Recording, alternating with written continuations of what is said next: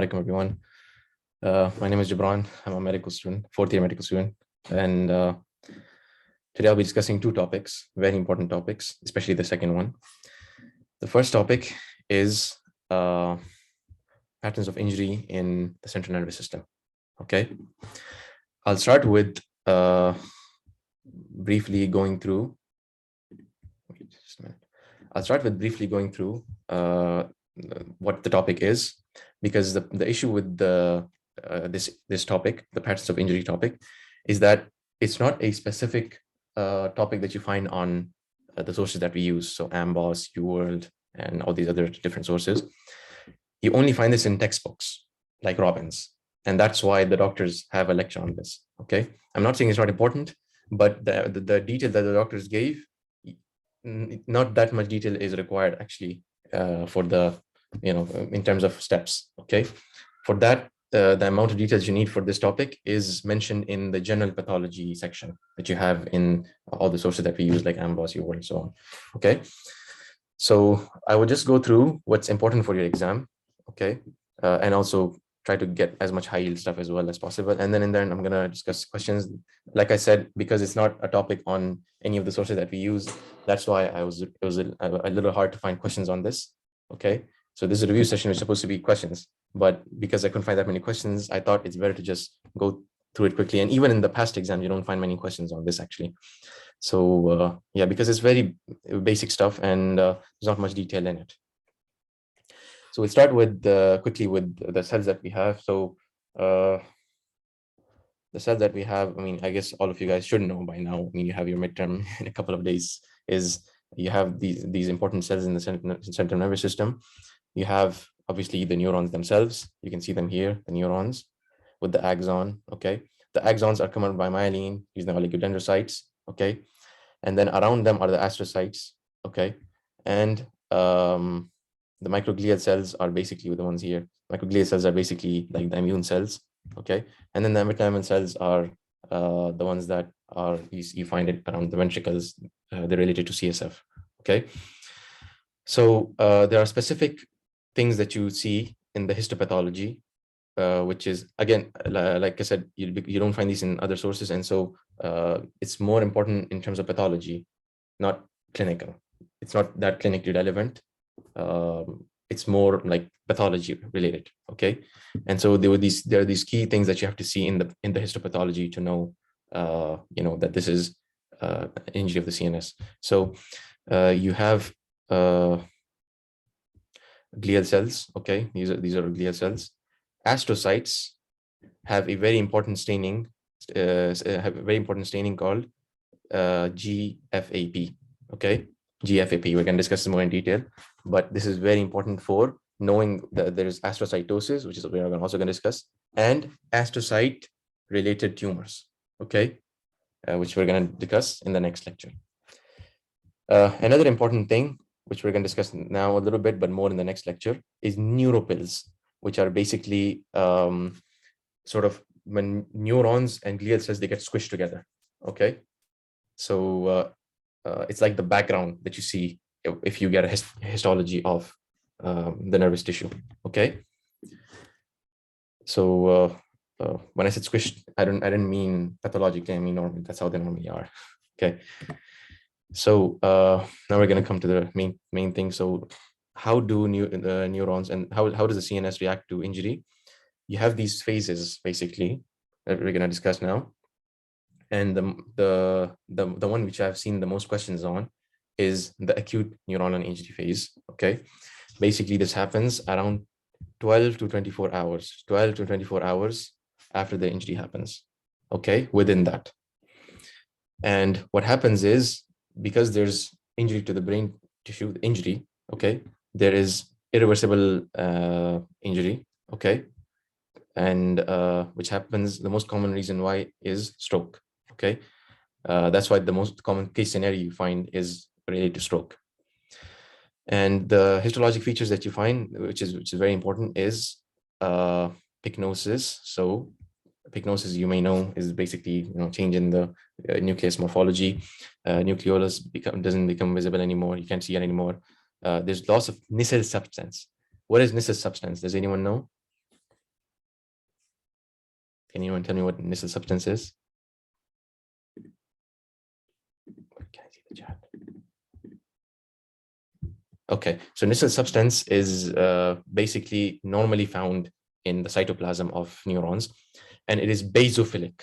Okay, so it's purple. You can see it here, purple. Okay, when it gets damaged, you have loss of initial substance, and there's eosinophilia, the opposite. So it becomes from purple to reddish pink. That's what we call red neurons. That's how they become red. You can see it here. Okay, so you have the cells have shrunken, and there's eosinophilia. Eosinophilia, very important. Okay, that's what makes them red. Okay, loss of lesser substance and disappearance of nucleolus becomes less visible. Okay, and changes the morphology of the nucleus. So what's it called? This usually happens. So diffuse axonal injury. So here, acute neuronal injury, and then a type of it is diffuse axonal injury, which usually happens when there's a significant portion of the brain that's injured. So not related to stroke. Okay, related to trauma usually. Okay, trauma. What happens here is actually it's kind of similar to peripheral neural injury. So what you have is swelling of the axons. It's called spheroids. Spheroids. This is very important. Okay, there's spheroid formation, axonal spheroid formation. Okay, you can see it here. Can you guys see my cursor? I think you can. Okay, and then distal to that, because it's an axon, it starts from the neuron and then it goes along. Okay, so because the axon needs connection to the head of the to the main neuron for it to be alive, because that's where it gets all of its nutrients and everything. If there's damage in the middle, distal to that, you would have Woollian degeneration, and you guys must have studied. Should know this. You should know this. This is the first lecture of neuropathology. Okay, so Woollian degeneration, just like in peripheral neurons, you have it here as well. You have dispersion of the initial substance. Okay, and if there's a major portion of the brain injured, then you can also have cerebellar edema, and this happens because there's destruction of the blood-brain barrier. Okay. Okay. So astrogliosis is basically proliferation and hypertrophy of the astrocytes. Okay. Astrocytes are important for scar formation. Okay. And when they're increased, you call them gliosis, astrogliosis. Okay. And they're a very important indicator of injury to the CNS, whether it's diffuse axonal injury, whether it's related to acute neuron, whether it's related to stroke or anything. Okay. And when it comes to the acute phase, the most important components are the hyperplasia and the hypertrophy. Okay, so the increase in size and increase in number of astrocytes, which is gemistocytic astrocytes. Okay, these are basically enlarged astrocytes. Their cytoplasm increases, the nucleus increases, the nucleolus becomes more prominent. Okay, and this shows that their activity is increased, so they're working harder. Okay, and they have something called rosental fibers, which are basically these eosinophilic fibers you find in them. And the link between the important thing here is with the rosental fibers is that the stain for them, they're stained for GFAP. Okay, so GFAP is like basically is associated with it's like the stain for it gets stained like if there's GFAP there. Okay, in rosental fibers. Here you can see acute and more over time or chronic. Okay, so acutely you can see, can I zoom in? Oh, I can. So here you can see the gemistocytic astrocytes in a cerebral infarct. Okay, you can see they've swollen up.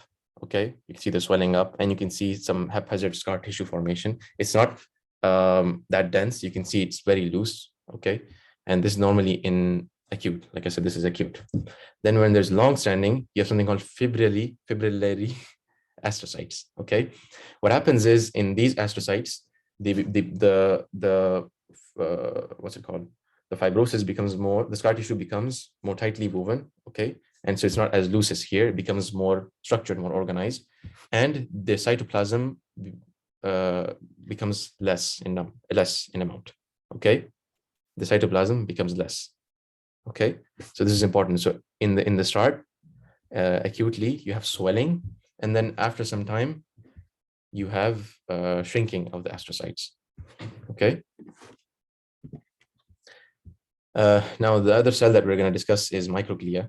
Okay, microglia, as you guys should know by now, are basically macrophages for the CNS. Okay, very important thing for related to microglia is CD68. Okay, you guys are in second year, right? And from now on, these cell surface markers and tumors, these are specific topics which are very, very, which you're going to find in every single block, and they're very, very high, very, very important. Okay, whenever you see a CD something, try to remember it. Okay, it's very important. So CD68 is for microglial cells. I'm not sure if this is important for the exam, but it is definitely very high yield in the case of microglia. Of course, in other cases, in many other cases, you need to know the CDs for the exam as well. But for microglial cells, CD68 is high yield. Okay. Obviously, they're also going to proliferate and increase in size in response to injury, just like other immune cells. Okay. And what's important in histopathologically is that they form like these little aggregates. Okay. Known as microglial nodules. Okay. So this is something the doctor mentioned in the slide.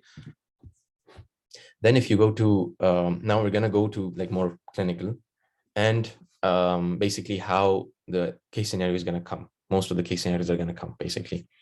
They're going to be related to stroke, okay?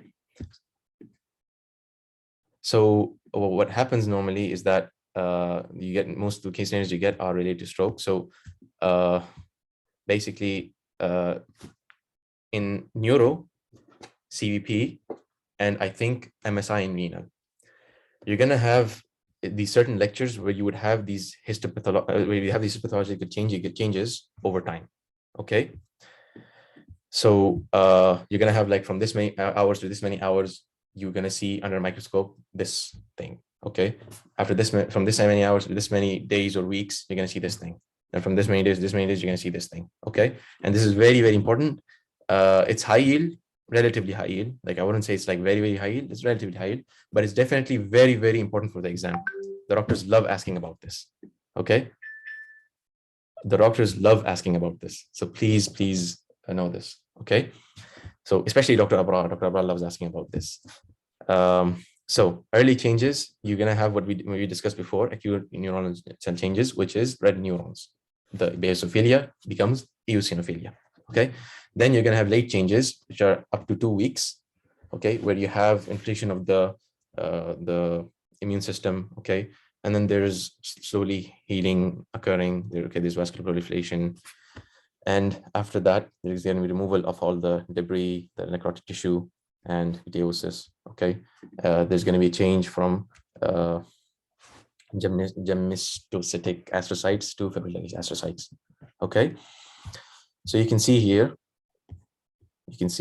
wait, I'm zooming in. So red neurons, and then you can see there's so many immune cells here. So this is acute, this is late, and then this is the repair phase, which is late. It's like after 2 weeks. Okay. And you can see, the injury happened in this area. So, okay. So I guess, so here's the summary. I removed a couple of the slides from this lecture, only the ones which aren't that important. They're important, but like they're discussed in other lectures, or like you don't need to focus as much on them. By that, I don't mean that you shouldn't study the slide and you should only study my lecture. Of course, you should have studied the lecture before you came to before you came to this pad. But if you are someone like me who likes to delay stuff to the end and doesn't study the lectures till the end, this PowerPoint that I made, it should be enough for like this lecture. It should be most of what you need for the exam. Okay. So here it's just a summary quickly. So within 12 hours, you have red neurons. 12 to 24 hours, you have red neurons. Okay. And what are red neurons? They're basically smaller neurons. They're shrunken in size. There's changes in the nucleus morphology. Okay. Nucleolus disappears, and there's loss of Nisser substance. Okay. Loss of Nisser substance. The basophilia gets lost, and there's eosinophilia. Okay. This is a slide the doctor mentioned. I removed it. It's related to, it's mentioned in other lectures. That's why. Then you have axonal injury. So this is neuron. This is really what happens with the neuron. This is the axon. Okay. You have dispersion of the substance. Okay. And dispersion of the nucleus. Okay. It's called central chromatolysis. So instead of being on one side, it comes to the center. And what's it called? You usually have cerebral edema with it, especially if there is a large portion that's injured. Okay. So, and why does cerebral edema happen? It happens because there's disruption of the blood-brain barrier. Disruption of the blood-brain barrier. Okay. Then we discussed astrocytes. They have gliosis. When they proliferate, it's called gliosis. Okay. At first they're called gemistocytic cytic astrocytes, and then they become fibrillary astrocytes. Gemistocytic are larger in size, swollen up. Okay. And fibrillary are smaller. Okay. They shrink. Placental fibers are very thick microtubules, and they're brightly eosinophilic, which is what makes them go pink. Okay. I mean, the rest, I guess, yeah. So cerebral edema, like I discussed this briefly. The doctor actually had a whole slide on this, but because this is mentioned in another lecture, that's why I didn't discuss it here. And then we discussed microglial nodules, okay, where you have, wait.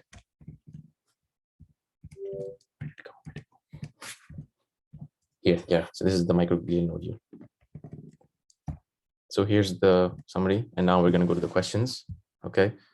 So if you guys want to read the questions, and then you can answer in the chat, or if you want me to read the question and okay, you guys read the question and then answer it in the chat, and then we'll discuss, okay?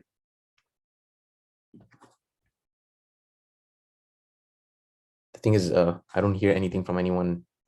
That's why I'm, feel like I'm talking to the wall or something. But I understand, because if I was in the Zoom session, honestly, I wouldn't speak either, so it's fine. Please answer in the chat. Please answer in the chat.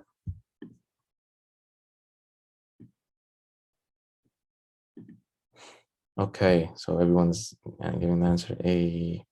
Was it because you guys saw the answer by mistake? Because I was going through the slides and I think I showed the answer. Okay, so hypoglycemic shock. So what they're doing is basically they're trying to make a situation, trying to mimic hypoglycemic shock. Okay, and so they're dropping the blood glucose levels. Okay, and you can see all the different things that they mentioned that we discussed regarding what happens with astrocytes. Okay, so intense cytoplasmic cytopenia, central chromatolysis, spheroidal swellings. Okay, this is an axonal injury. Why are you guys saying A? Actually, I forgot the answer. Okay, what is the answer? Nuclear prognosis. Yeah, okay. So this is D, it's not A. And the reason for this is, so I understand why you guys are confused. When I was first studying this topic, I had this confusion as well. So when I mentioned the swelling and the eosinophilia, those are, so swelling happens in astrocytes. So there's hypertrophy, okay? That happens in astrocytes acutely. And there's eosinophilia as well, okay? Because of the rosenthal fibers. While in axonal injury, neurons and axonal injury, so in axonal injury, what you have is, this, by the way, this question is from Robin's pathology review, okay? And this is literally copy paste from there. And so, and the doctor loves asking questions from there, okay? So I would suggest doing that, doing questions from that. I used to do questions from that. So we discussed some of the stuff. So spheroidal swellings, we discussed this in axonal injury, okay? And nuclear prognosis, also, this was in neuronal injury, okay? So this is related to the neuron, not related to astrocytes, okay? So one cell type in the hippocampus, yeah. So it's related to neurons, not astrocytes, okay? Also, astrocytes, they appear after 12 to 24 hours, okay? After 12 to 24 hours, basically. From 12, between, below 24 hours, you have red neurons, okay? Did you guys understand what I'm saying, or do you want me to repeat?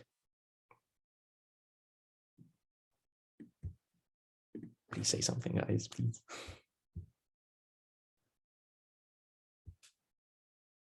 Okay. Did you guys actually understand? Because you know, we do this with the doctor as well. You know, the doctor's like, do you guys understand? And then no one's talking, no one's replying. And then, you know, you want to say something, so just say yes. So, okay. Here's the explanation for this. Okay, if you guys want to read it. So, like I said, there's hypoglycemic injury, red neurons. Initially, you have red neurons, then you have astrocytosis, then you have the immune and also with immune cells and everything. And then at first it's what's it called? Geminocytic, and then it becomes fertility. Okay. So this is the first one in this explanation. Okay, and they also give the explanation of the other options as well in this. If you guys want me to discuss this, I can. But if it's clear, then we'll move on. So here's the second question. Like I said, a lot of these are related to stroke. Like the previous one was hypoglycemic injury, which you also see, which is related to stroke, and here as well. Okay, but that one was hypoglycemic shock, and here it's stroke. More commonly, you see it as stroke cases. Okay, because stroke is a very important, very common case scenario. Okay, so one person asking A.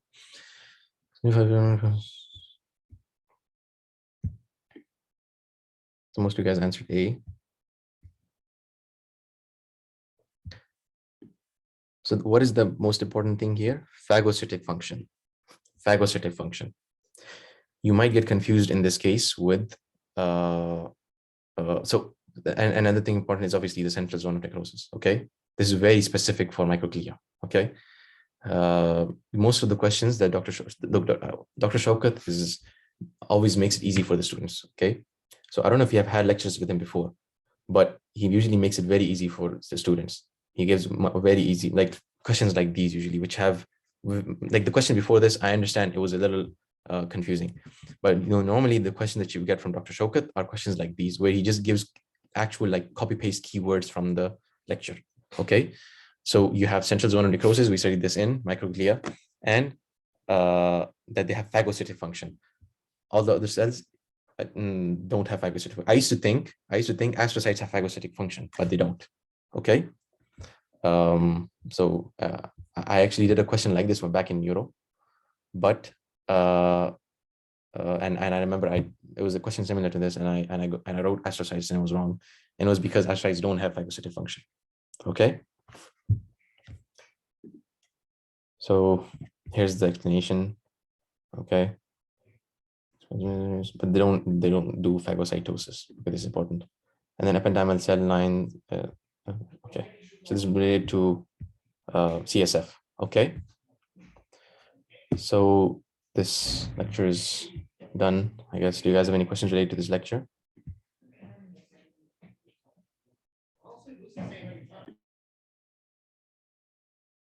Do you guys have any questions? Could you guys give me 2 minutes? I'll just let them know that I'm having a lecture.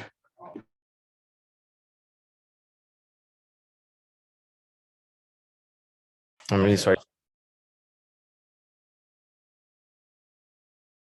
I think that my roommate's friends are over because one of my friends, he gave step 1. So yeah. Okay. So we'll move on to the next lecture, unless you guys need.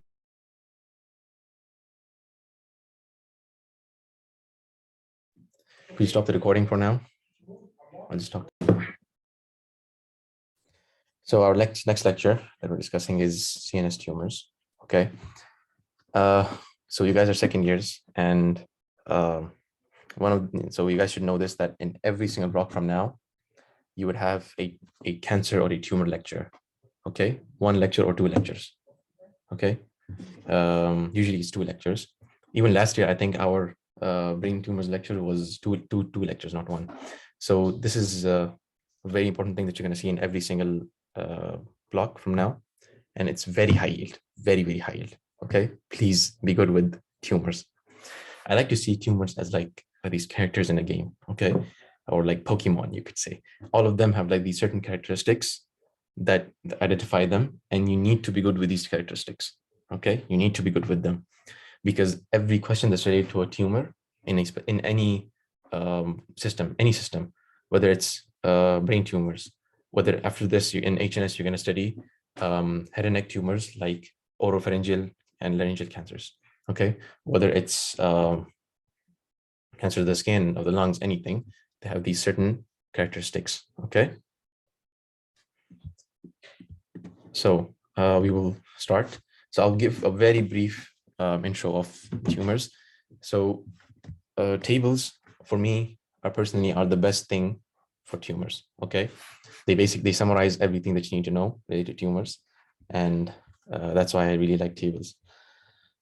So first and most important thing that you need to know regarding a lot of tumors, not just in the brain but also in other systems, is where are certain type of tumors found the most. Okay, so normally the most important one, which is pilocytic astrocytoma. Okay, we're going to discuss 4 types of astrocytoma, and one of them is pilocytic astrocytoma, which is a very common benign high yield astrocytoma. It's most commonly found in the cerebellum. Okay, another one which is found in cerebellum is medulloblastoma and ependymoma. Okay, ependymomas aren't found in the cerebellum. They're actually they're mostly found in the ventricles, because their origin is ependymal cells, which as you may know, you should know, lines the ventricles. Okay, you can also have pineal gland tumor, which is rare. It's not that common in high yield. And then you have another form of astrocytoma, which is glioblastoma. Okay, this is very high yield. My cat's sneezing.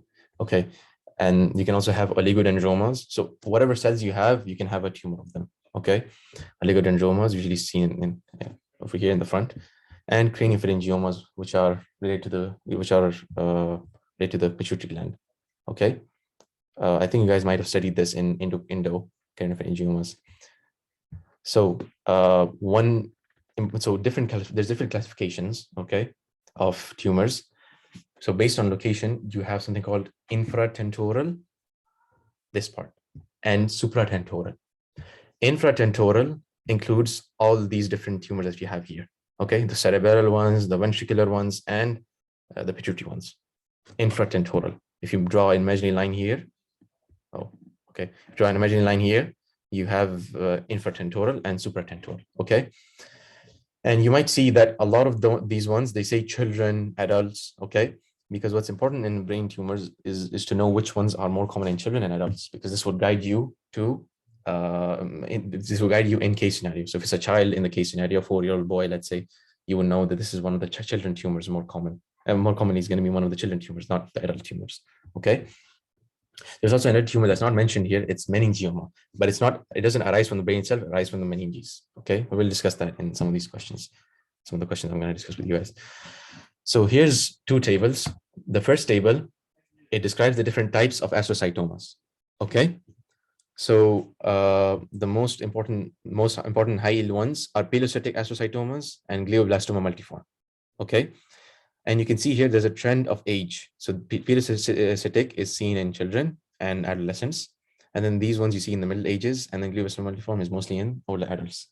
Okay, in older people. Okay, the most common site for pilocytic astrocytoma is the cerebellum. Okay, like we saw here, cerebellum. Okay, so a case scenario of this would be a child presenting with cerebral symptoms such as ataxia. Okay, and you might see it supratemporal, but the more common presentation, the more common you see in case scenarios, is the cerebellum. Okay, and cerebral-related symptoms. One important high yield thing to note is that it is associated with NF1 type 1, neurofibromatosis type 1. Okay, these little details, these are very high yield, and in some exams you might see, like for example, especially for the ones which are related to certain syndromes.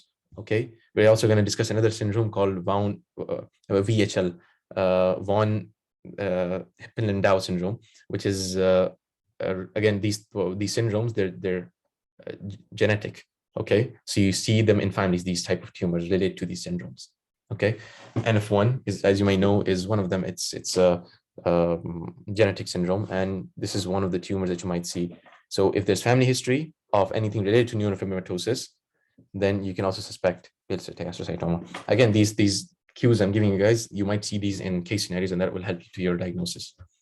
Diffuse astrocytoma and anaplastic are basically increasing in severity versions of astrocytoma pediatric. Okay, usually they're found in the cerebral hemispheres here.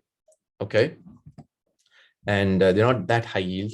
Okay, because the reason why they're not that high yield, they're important for the clinically, obviously, but not high yield for the exams because they don't have specific characteristics that you would see in a case scenario normally in the exam. Okay, and then the next one, which is also very, very high yield, like the pediatric, is the glioblastoma multiforme.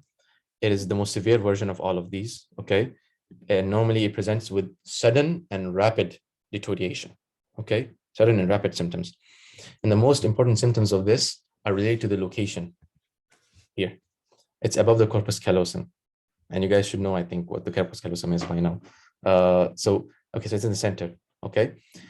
And here you can see it's the motor cortex. And what's important with this is that you have sudden and rapid deterioration of the patient with motor symptoms that could be either unilateral, but in many cases, bilateral as well. And the reason of why it's bilateral, unlike other tumors where usually you have unilateral, is that because it's in the center, it's usually in the center, it doesn't just grow on one side, it grows on both sides.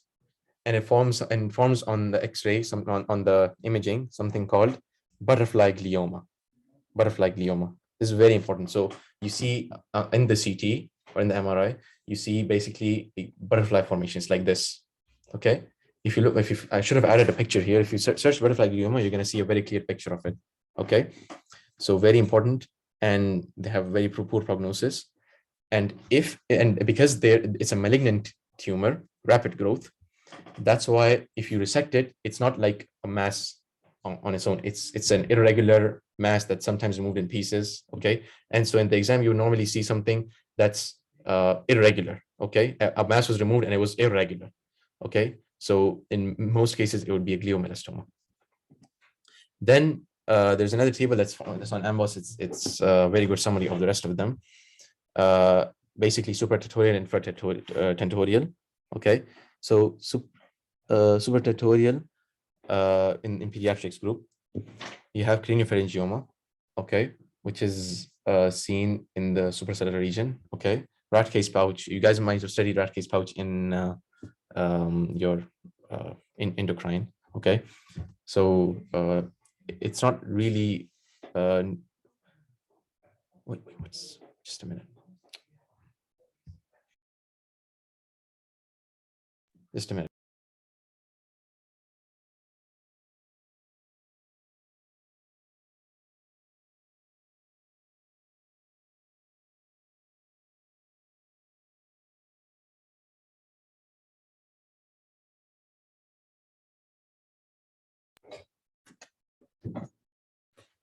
Sorry about that. Okay, so supratentorial, you have the craniopharyngioma, infratentorial, okay, you have the peniloma, okay. It's not that high yield. More important high yield is pediatric, which is seen in kids, okay, and we discussed this. And because it's astrocyte, its origin is astrocytes, that's why you see rosenthal fibers. We discussed this in the previous lecture, and GFAP, okay.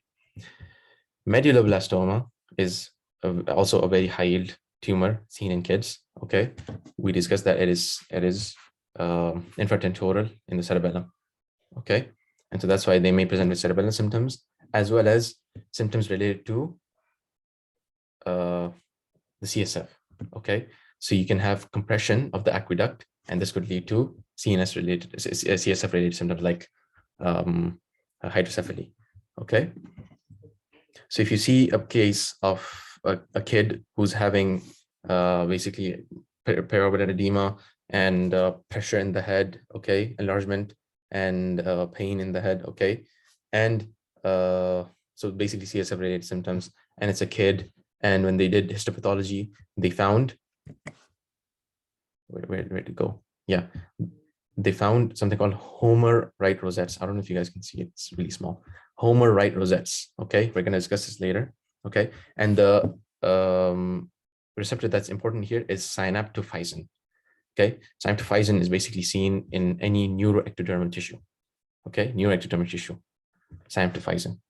Okay, Ependymoma, we discussed that it's related to the ventricles. Okay, so fourth ventricle mainly, most common place. And here you see homerite rosettes with ependymal cells, ependymal cell tumors. You see perivascular pseudorosettes.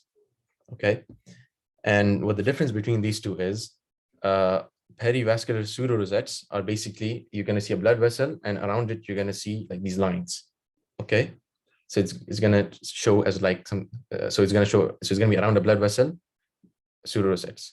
Okay, it's going to be like papillary structures around the blood vessel, while homerite rosettes are basically, you see these, if you remember in the previous lecture, I mentioned something called neuropil, which is basically the what's it called, like the dense mixture of neurons and glial cells.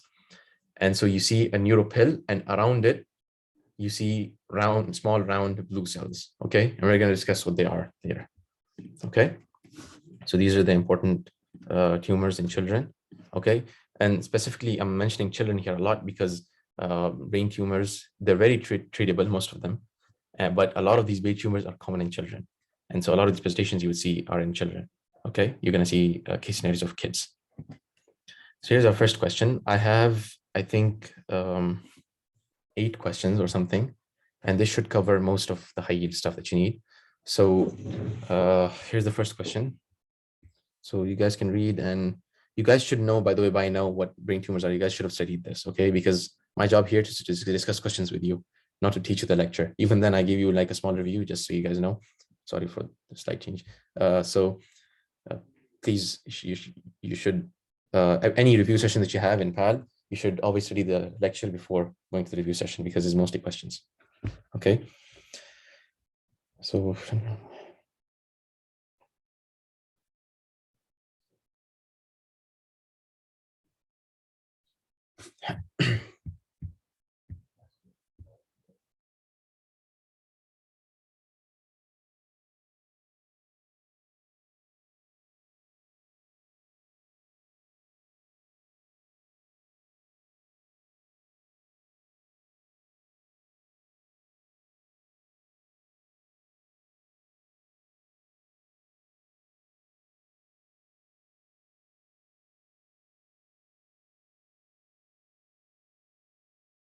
So most of you guys answered A, which is the correct answer. I should have put pilocytic astrocytoma here. So because astrocytoma has many types, and usually it's not, the answer is not mentioned as as just astrocytoma. But this question is from Robin's review. Okay, Robin's review has some very good questions on CNS tumors.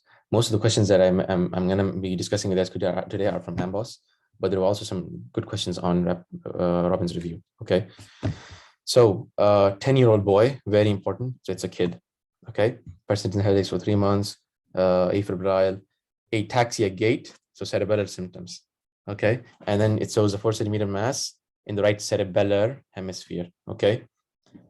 When I was reading this question first, like before I made this PowerPoint, I read this as cerebral hemisphere, and that's why I got confused. But this is, and in the exam as well, I've done this mistake, I think, in 2 questions where I would read cerebral instead of cerebellar. So this is right cerebellar hemisphere, okay? And lateral ventricles are enlarged. So what is happening here? There's compression of the aqueduct, okay? So the CSF is not draining. And then CSF elevated, glucose normal. So glucose level is normally affected in infections. Okay, this is important. Then surgery is performed, is removed. And a very important thing about the gross anatomy of, because in tumors, you need to know the gross anatomy.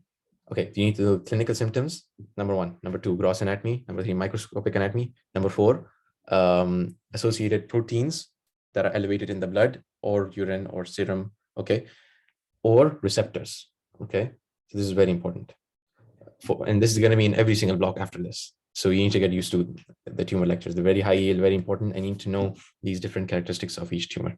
So you have the important thing about pilocytic astrocytomas is that you have cysts. Okay, a cyst is filled with gelatinous material.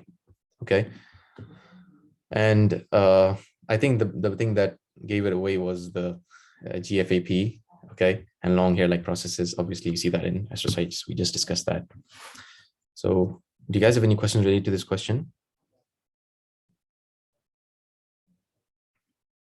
Someone say yes, so I get, okay, good. No, I mean, okay. All right, next question. This is a very interesting question.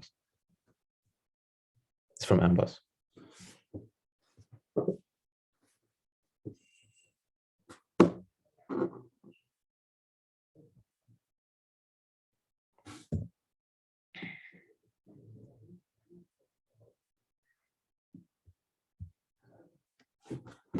I know it's a little late, but we're almost done, guys.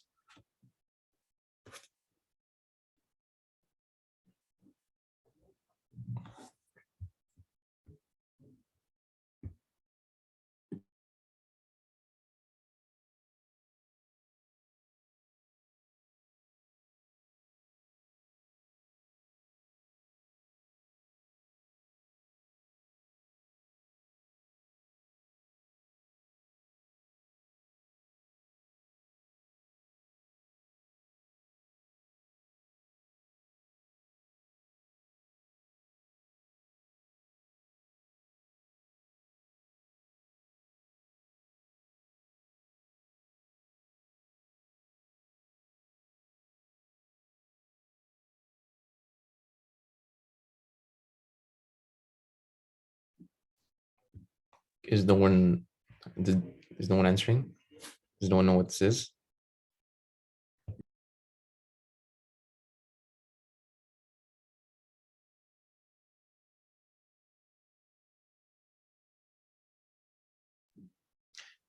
Okay, I guess I should discuss this question. It's a tricky question, by the way. It's a difficult question, okay? But it discusses two very important topics, two very important concepts. One of them I mentioned before, and so one of them is basically related to genetic diseases, syndromes that I mentioned, okay? And the other is the other concept is related to specifically to the tumor that's here. So the answer is hemangioblastoma. Okay, hemangioblastoma. Why is it hemangioblastoma? The number one thing that gives it away for hemangioblastoma is his father died from renal cell carcinoma. I discussed a syndrome called VHL, von Hippel-Lipin disease. Okay, VHL. VHL is associated with hemangioblastomas and renal cell carcinoma, specifically bilateral renal cell carcinoma. And so these syndromes, you would see like one of the symptoms or one of the cancers or one of the phenotypes basically of that syndrome in one of the family members of that patient. Okay. And it would be like something completely random. Okay. So a renal cell carcinoma, you guys will study renal, that's not usually seen in young age, such a young age, you see in older people, died of renal cell carcinoma at the age of 37 years. Okay. So this is probably the most important thing here. Okay. Also, another important thing is growth of capillary vessels, okay? Because hemangioblastomas, they lead to, because it's related to the blood vessels, they increase erythropoietin, okay? And they increase angiogenesis. And so this can cause polycythemia and growth of capillary vessels. And this is most prominently seen in the retina, okay? When you do the fundoscope, okay, you see it in the retina. Okay, you will discuss more related to the pathology of the retina in HNS, where basically different chronic diseases and everything, they cause increase or decrease or changing the vascularity. And that can really tell you in the early stage of the disease, what's happening, like to diagnose the disease, So an MRI shows infratentorial mass. So this kind of brings it down to medulloblastoma, pilocytic astrocytoma, and hemangioblastoma. The rest of these are found above, okay? So, and now if you want me to describe do you guys want me to describe the histopathology here? Or have you guys studied this? Okay, I'll discuss it. So here, if you look at this image, I'll zoom in here. What's important about hemangioblastomas is two things, okay? Number one, blood vessels, because hemangio, blood vessels. So you can see those blood vessels here, okay? This image is from Ambos, by the way, okay? So these are the blood vessels. And lipid vacuoles. You can see them here, these lipid vacuoles, okay? So these are the two very important characteristics, characteristics of hemangioblastomas. And then also they mention about renal cell carcinoma, which is related to VHL. Okay, so these different syndromes, VHL, something called Lynch disease, which you study in GI. Okay, also neurofibromatosis type 1 and 2. These are very important, very high. Okay, please know these. They are all associated with certain tumors and other conditions as well. So please be good with these. Okay, next question. This is very straightforward. If you've studied the tumors lecture, you should know this.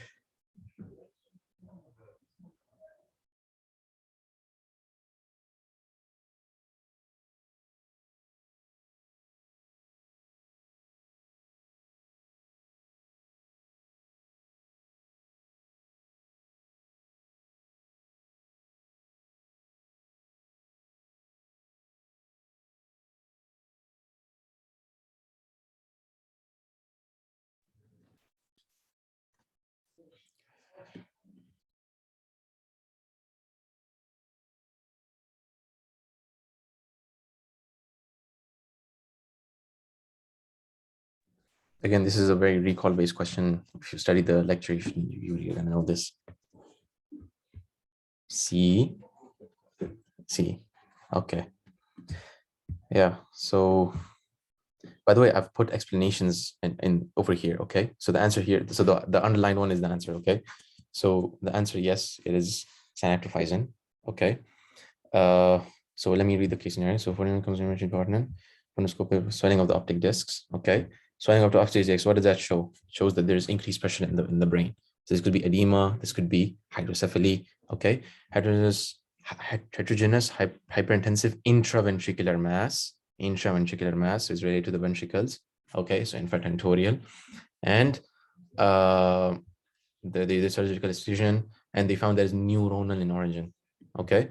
So which of the following? It's synaptophysin. Okay. I mentioned which of these are like found in which tumors. So S100 is basically ones which are related to neural crest origin. You're going to see this in pheochromocytoma, very important. Okay. Very high yield, by the way, for pheochromocytoma, and from melanomas. You're going to study this in dermatology in MSI. Very important marker for pheochromocytoma and what's it called? Melanoma. Okay. And for now, what you need to know is that it's seen in schwannomas. Okay. Desmin is very specific for rhabdomyocyte sarcoma. You guys would study this in endorepro. Okay, rhabdomyocyte sarcoma. Synaptophysin is seen in neuronal cells. Okay, like neuroendocrine cells. And the tumor that we have here is medulloblastoma. Okay, so because it's intraventricular, you can see the it's okay. Never mind. So it's synaptophysin. Okay. Then you can have GFAP. We studied this. It's related to astrocytes. Okay. Cytokeratin is not related to brain tumors. It's seen in squamous cell carcinomas. Okay. So this is a very recall-based question. You should know the markers, not just for neuro, but when you're going to study future blocks, you should know the markers for the other like cytokeratin is very important for squamous cell. Squamous cell you're going to see in like 4 blocks. So you don't need to know this now, but HNS is going to be the first time you're going to study squamous cell, and it's important there. Okay.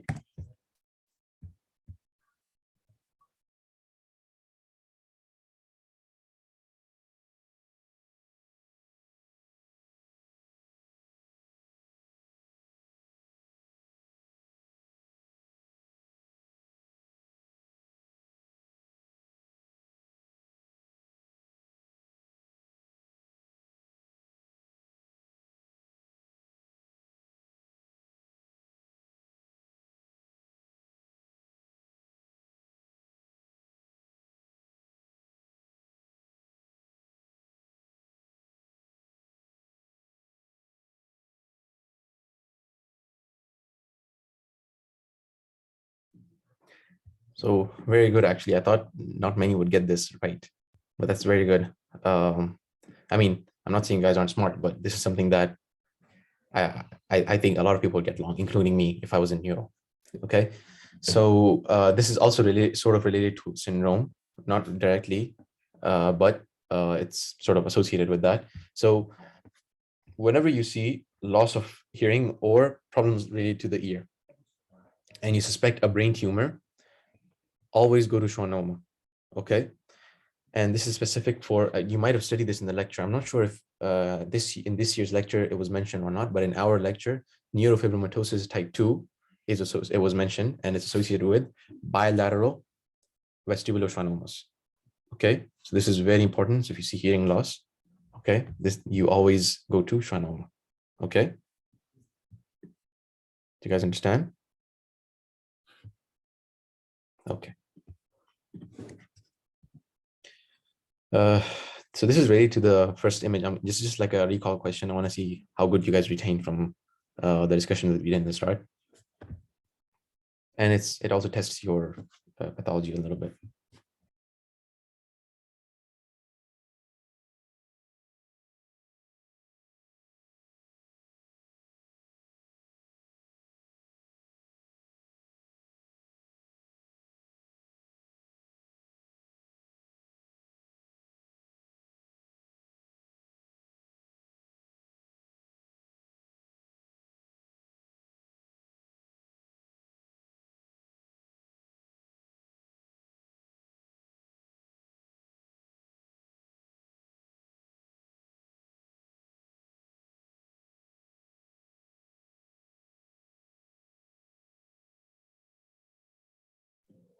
Any other inputs? Anyone else has another answer?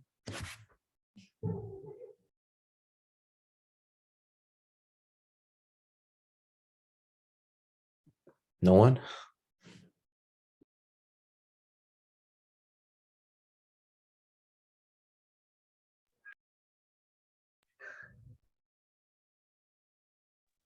No clue. Okay.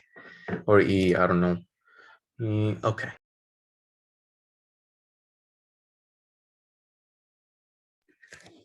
Okay.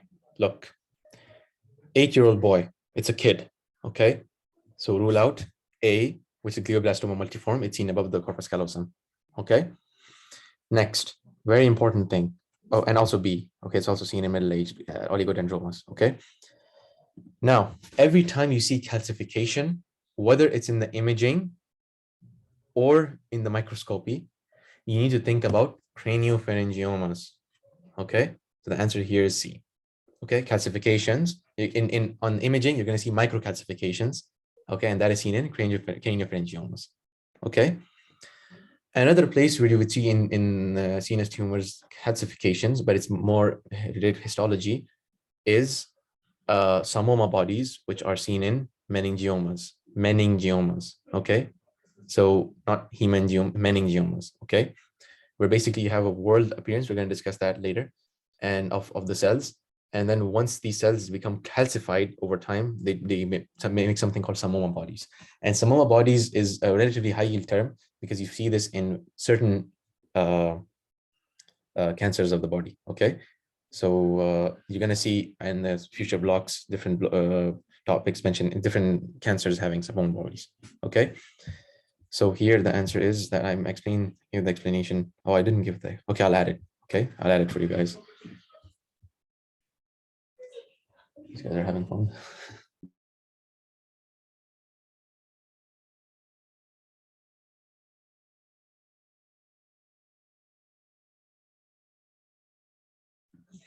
I expect you guys to know this, okay? Because it's really, it's kind of similar to one of the questions that we did.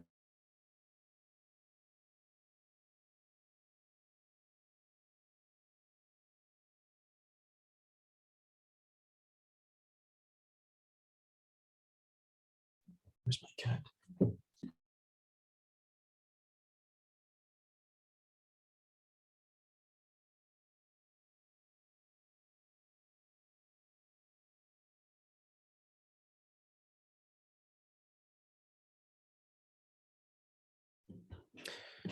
As you guys can see, there's no design anymore in the slides. In the start, there was not anymore because I kind of gave up on that. The thing is, I'm not that creative in my slide making and everything, so I don't usually put like a design or anything usually.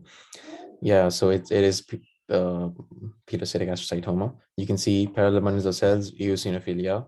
Okay, and this is a relatively highly term. I'm not sure if this was mentioned in the lecture because I don't remember studying this, but this is on Amboss, and I think it's also mentioned in Robbins. It's corkscrew-like processes. Okay, which is basically another way of mentioning the dendrites. Okay, that come off astrocytes. Okay, so cystic mass and the posterior fossa.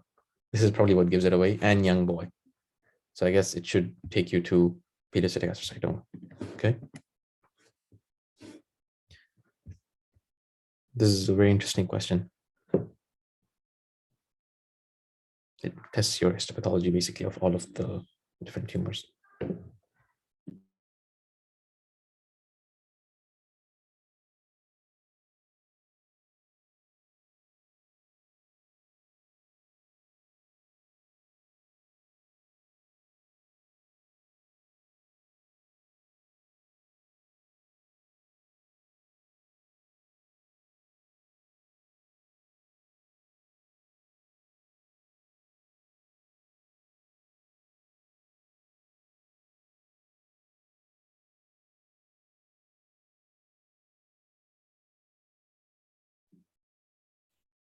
Very good. The answer is C. So I like this question because it really tests your histopathology. Because this is very important. Like I said, for every block after this, you're going to have tumor lectures, cancer lectures, and in all of them, you need to know histopathology, gross pathology, clinical manifestations, and specific tumor markers or receptors. Okay, like GFAP for astrocytomas. Okay, so here the histopathology you can see is very much of a glioblastoma multiforme. Okay, or just glioblastoma. So you can see an older age. You know, it doesn't have to be like really old, middle age to old age. 1 month history, so very sudden history of headaches and increasing. So it's suddenly increasing history.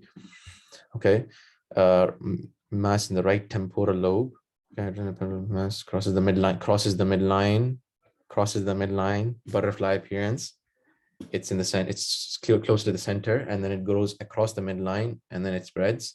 Butterfly appearance, very important. Okay, and then you can see poorly demarcated. I mentioned this in the start, poorly demarcated.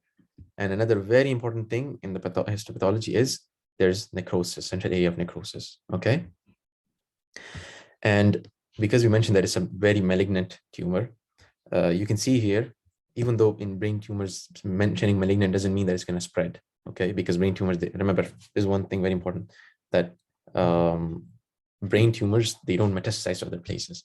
Okay, they may move like to other places within the CNS. So for example, medulloblastomas are known to go down towards the brainstem, but that they don't spread to the rest of the body because of the blood-brain barrier.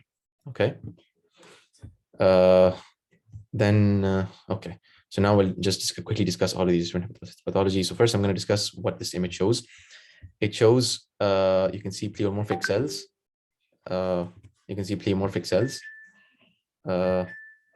Just a minute.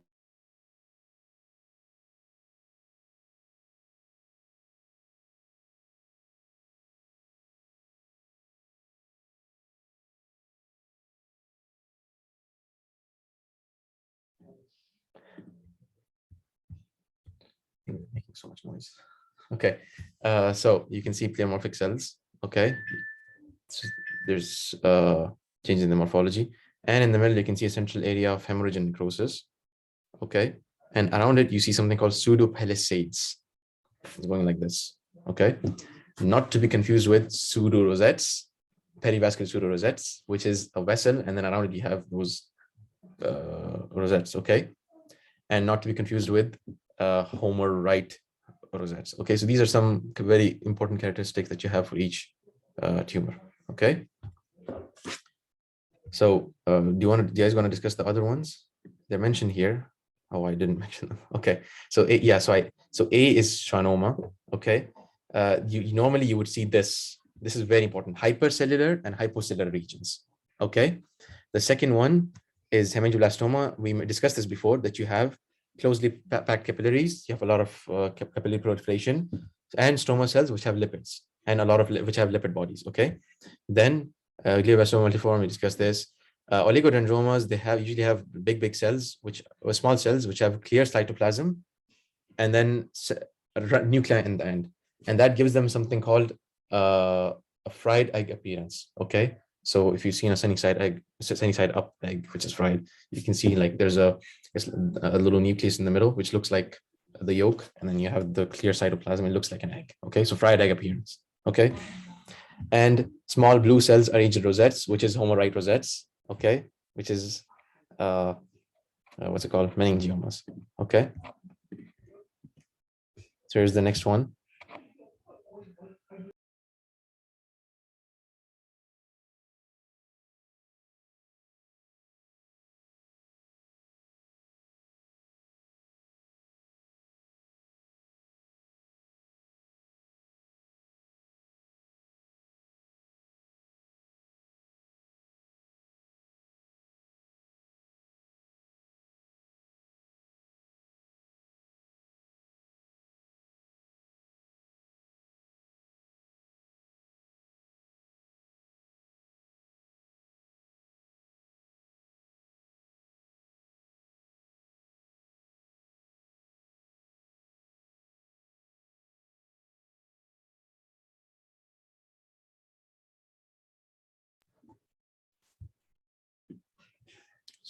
A. Okay.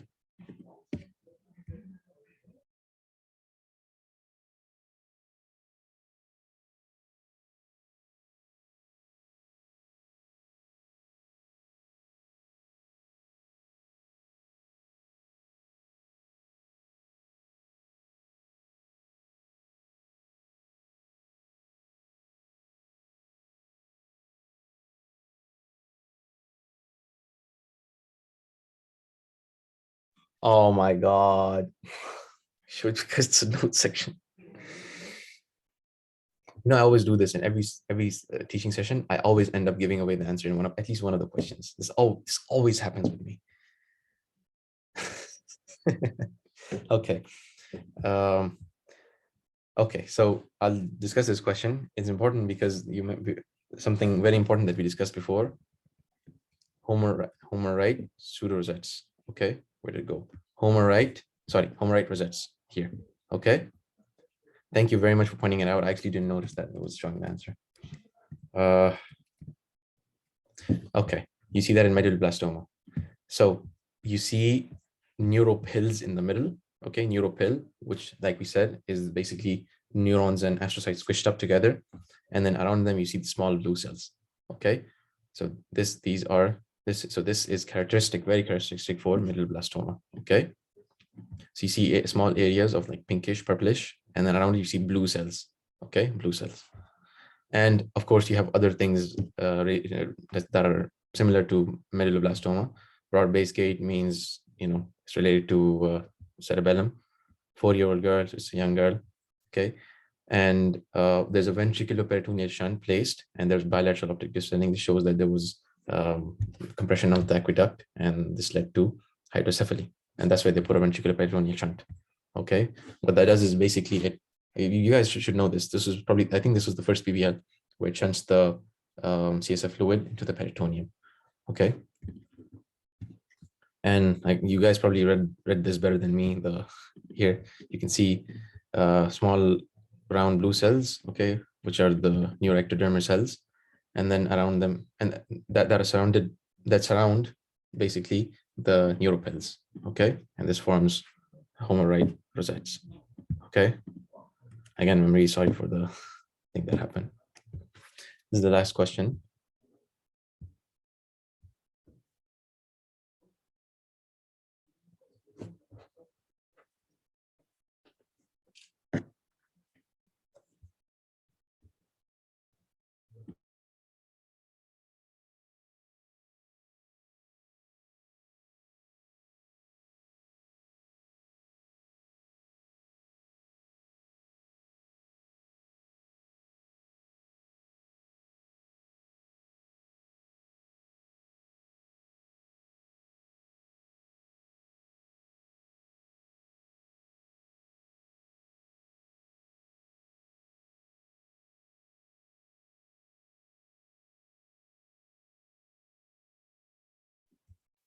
Very good. So you guys answered B, which is correct. So this is a tumor that we did not discuss that much actually in this lecture, because it wasn't mentioned in the main thing and also in the table.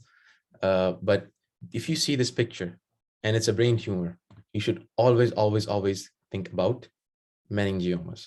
Okay. And then there's other cues in the question as well, like 50-year-old woman. Remember, meningiomas are seen in women of older age, middle age or older age. Okay. Then seizure. Okay. So seizure shows that it's not really related to the cerebellum. It's more like in the cerebrum, in the brain, in the main part of the brain. And then MRI shows small sharp market mass section.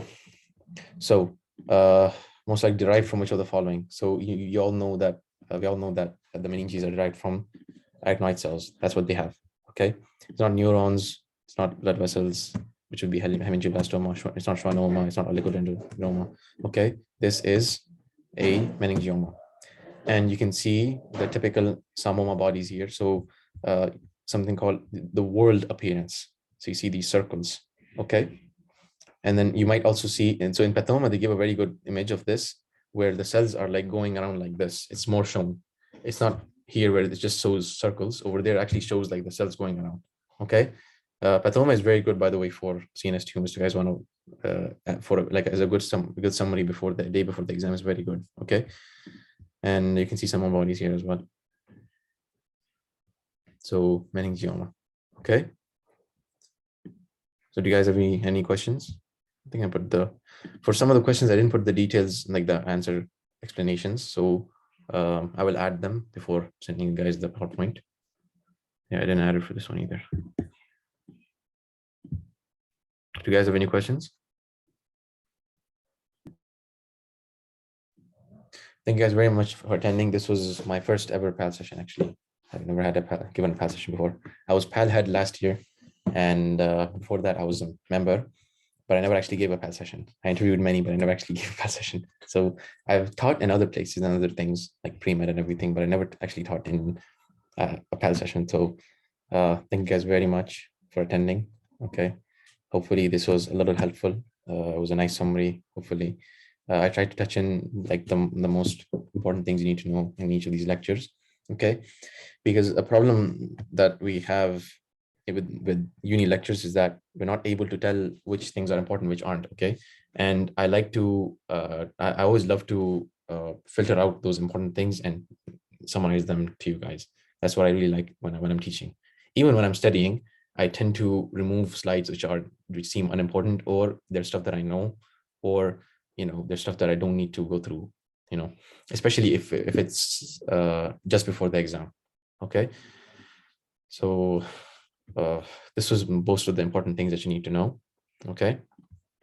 If you guys have any questions, you can always contact me. I'll add my email and WhatsApp number over here at the start. Here, I'll add my email and WhatsApp number, and you guys can text me related to anything in this, or email me related to anything in these lectures, or in general, if you guys need any advice related to second year, third year, maybe first year, although it's been a while since I've been first year.